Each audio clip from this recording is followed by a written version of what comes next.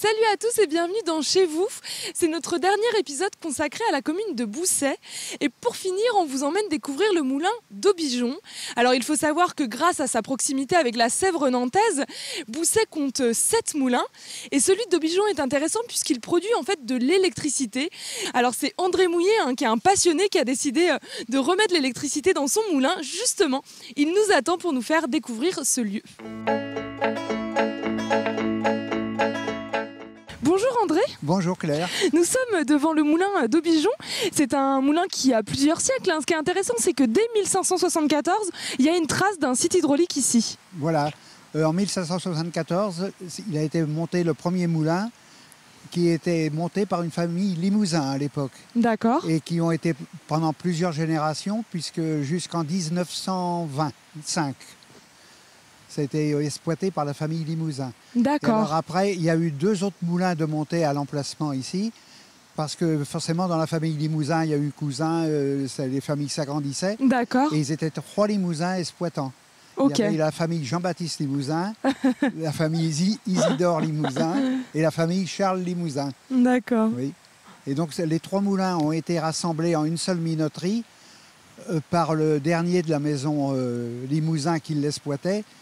Et il a regroupé les 3 moulins pour faire une minoterie plus importante. Alors vous le connaissez bien ce moulin, vous l'avez exploité oui, en fait. J'ai travaillé pendant 20 ans ici. Oui, je connais très bien le moulin. Ouais, de quelle année à quelle année vous avez travaillé dans ce moulin? Je suis arrivé, j'ai fait mon apprentissage ici en 46-48. Après, je suis donc parti au service militaire. Et après, j'ai été jusqu'en 60, parce que c'était M. Fontenot qui exploitait le moulin.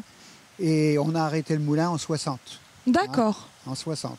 Et donc, vous avez ensuite décidé de complètement changer Voilà, de situation. Je suis parti dans la représentation.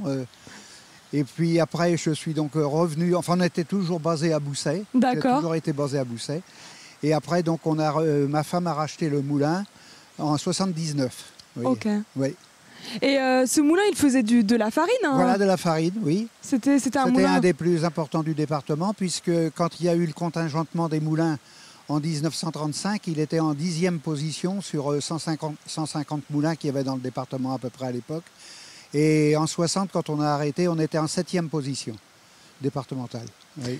Alors vous avez décidé de lui donner une seconde vie à ce moulin et de l'utiliser pour produire de l'électricité, voilà. En fait. C'est-à-dire c'est un dada que j'avais toujours depuis qu'on avait racheté le moulin. Parce que je voyais toute cette eau qui passait sur la chaussée. Ouais. Et je me disais, on perd quand même, on pourrait fabriquer, faire quelque chose avec cette eau et faire des kilowatts, s'éclairer. Alors au début, j'avais monté un petit groupe vraiment réduit, ouais. Et on chauffait uniquement les radiateurs électriques. D'accord. Et puis ça ne me contentait pas encore. J'ai dit, il faut encore approfondir ça.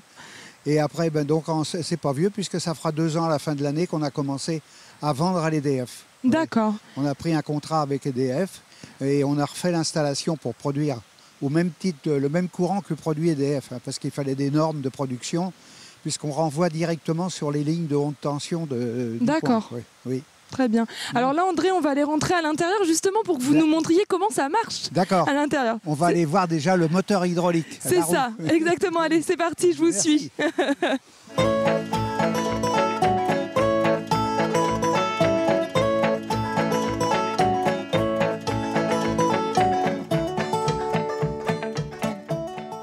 On ouvre une vanne devant, ouais. L'eau rentre et tombe sur les pales de la roue. Et c'est ça qui donne la force hydraulique. Après, ça part à l'alternateur qui, à une certaine vitesse, commence à produire du courant. D'accord. La roue a été fabriquée par un spécialiste des roues hydrauliques. D'accord. Dans le Maine-et-Loire. On avait été voir plusieurs installations déjà avant de prendre la décision. Et c'est là qu'on a pris une roue entièrement métallique, qui est beaucoup plus avantageuse que les roues en bois comme on faisait dans le temps. Pourquoi ?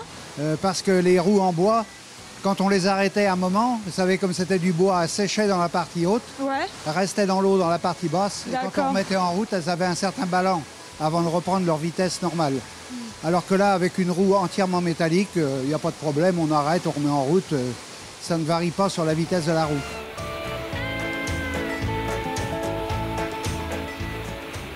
Pour l'instant, on est les seuls là, sur la Sèvre nantaise à avoir fait une installation comme ça. Alors du coup, vous produisez combien d'électricité, vous savez à peu près ? C'est-à-dire, toujours pareil, c'est l'eau qui est la source de tout. On peut avoir une saison qui démarre plus ou moins vite, les pluies viennent moins rapidement ou n'importe. Donc on est tablé sur 8 mois de production dans l'année. D'accord. Oui. Vous êtes heureux du coup d'avoir réalisé votre rêve? Oui, c'est sûr, oui. C'était un but et puis on est toujours content d'arriver au bout. Hein. Ouais. Oui. Très bien, merci beaucoup André de nous avoir fait visiter votre moulin. D'accord, c'est moi qui vous remercie également de votre visite.